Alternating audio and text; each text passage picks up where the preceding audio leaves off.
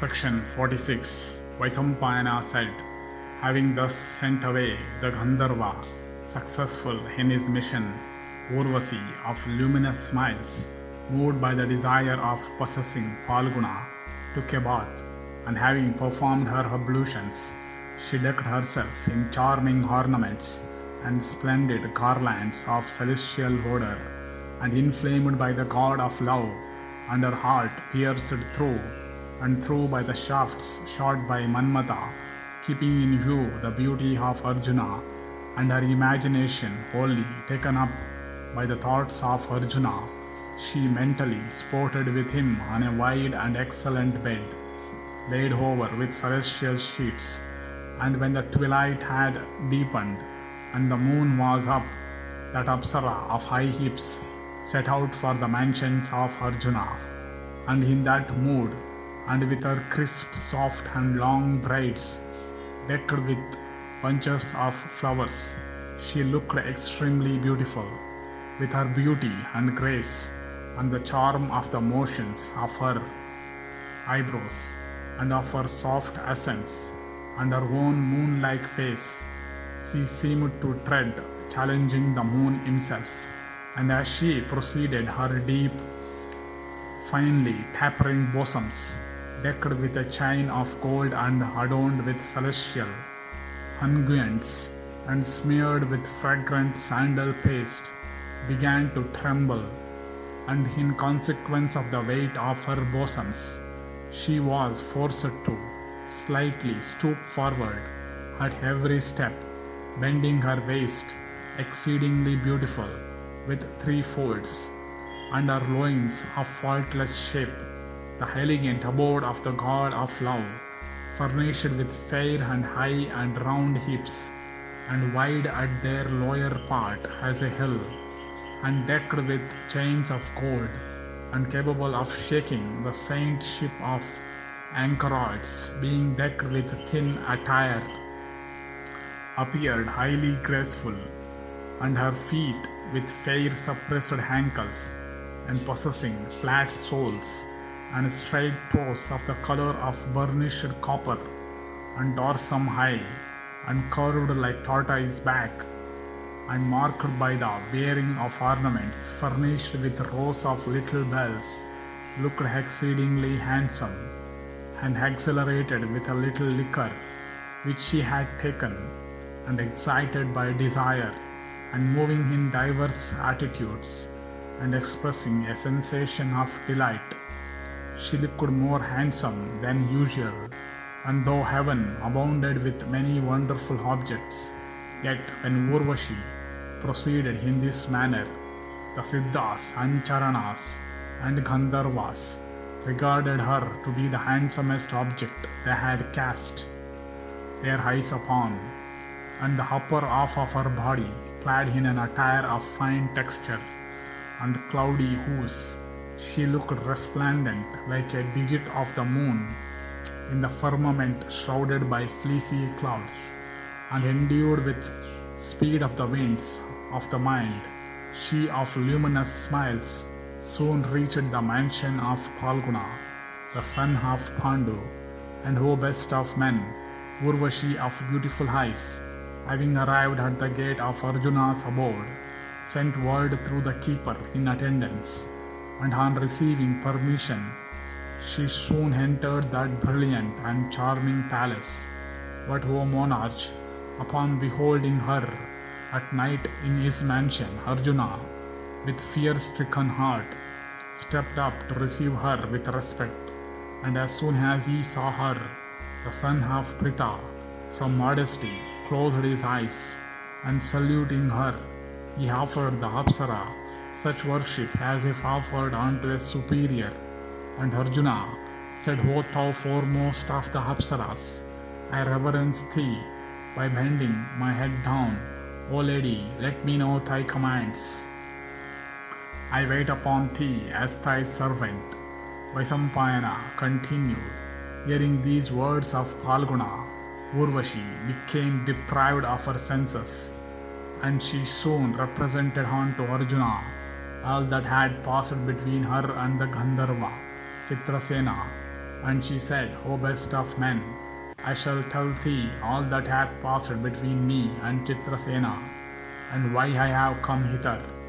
On account of thy coming here, O Arjuna, Mahendra had convened a large and charming assembly, in which celestial festivities were held. And to that assembly came, O best of men, the Rudras and the Adityas and the Ashwins and the Vasus. And there came also numbers of great rishis and royal sages and siddhas and charanas and yakshas and great nagas, and O thou of expensive eyes, the members of the assembly, resplendent as fire, or the sun or the moon, having taken their seats according to the rank, honor and prowess. O son of Sakra, the Gandharvas began to strike the Venas and sing charming sons of celestial melody. And O perpetuator of the Kuru race, the principal Apsaras also commenced to dance. Then, O son of Pritha, thou hadst looked on me only with a steadfast gaze, when that assembly of the celestials broke, commanded by thy father. The gods went away to their respective places, and the principal Apsaras also went away to their abodes, and others also. O slayer of foes, commanded by thy father, and obtaining his leave, it was then that Chitrasena was sent to me by Sakra, and arriving at my abode, O thou of eyes like lotus leaves, he addressed me, saying, O thou of the fairest complexion, I have been sent on to thee by the chief of the celestials. Do thou something that would be agreeable to Mahendra and myself, and to thyself also. O thou of fair hips, seek thou to please Arjuna, who is brave in battle, even like Sakra himself, and who is always possessed of magnanimity. Even these, O son of Pritha, were his words. Thus, O sinless one, commanded by him and thy father also, I come to thee in order to wait upon thee, O slayer of foes. My heart hath been attracted by thy virtues, and am already under the influence of the god of love. And O hero, even this is my wish, and I have cherished it forever. Vaisampayana continued, while in heaven, hearing her speak in this strain, Arjuna was overcome with bashfulness, and shutting his ears and his hands, he said, O blessed lady, fie on my sense of hearing, when thou speakest thus to me.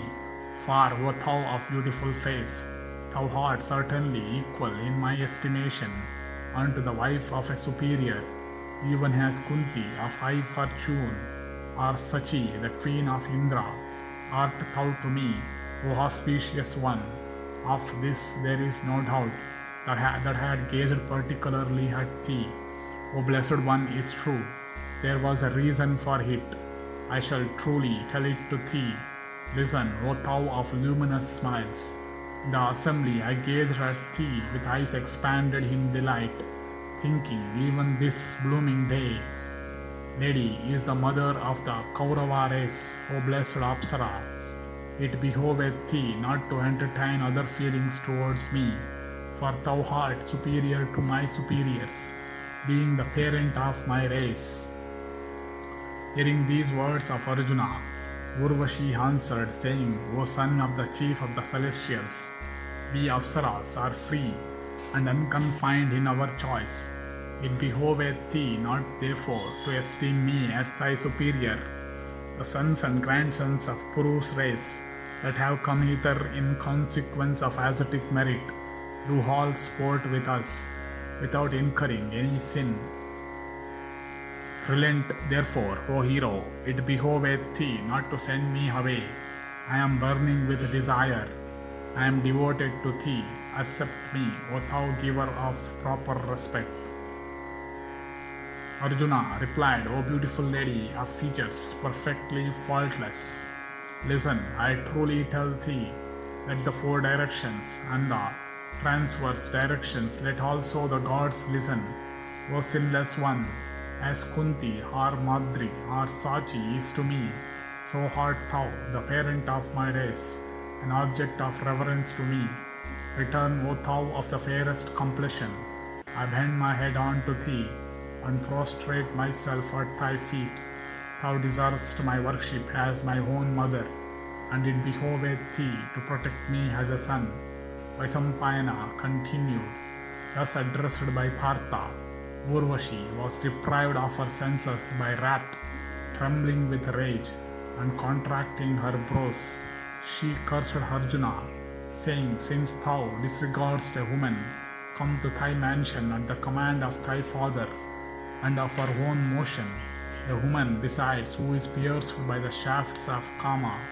Therefore, O Partha, thou shalt have to pass thy time among females unregarded, and as a dancer, and destitute of manhood, and scorned as a eunuch.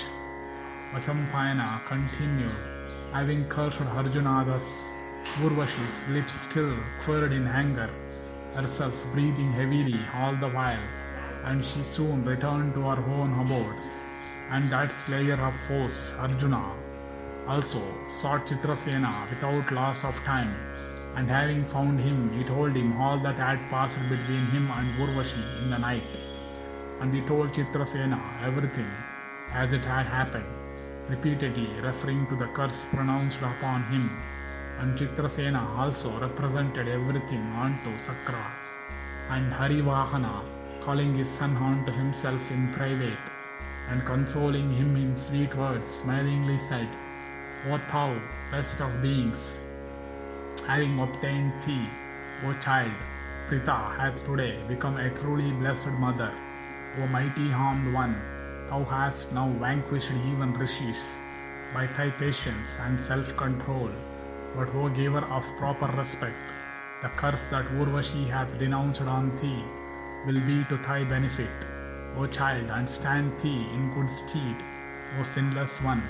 Ye will have on earth to pass the 13th year of your exile, unknown to all. It is then that thou shalt suffer the curse of Urvashi, and having passed 1 year as a dancer without manhood, thou shalt regain thy power on the expiration of the term. Thus addressed by Sakra, that slayer of hostile heroes, Phalguna, experienced great delight and ceased to think of the curse. And Dhananjaya, the son of Pandu, sported in the regions of heaven with the Gandharva, Chitrasena of great celebrity. The desires of the man that listen to this history of the son of Pandu never run after lustful hands. The foremost of men, by listening to this account of the awfully pure conduct of Phalguna, the son of the Lord of the Celestials, became void of pride and arrogance and wrath and other faults, and ascending to heaven, sport there on bliss. Thus endeth 46th section in the Indralokagamana Parva of the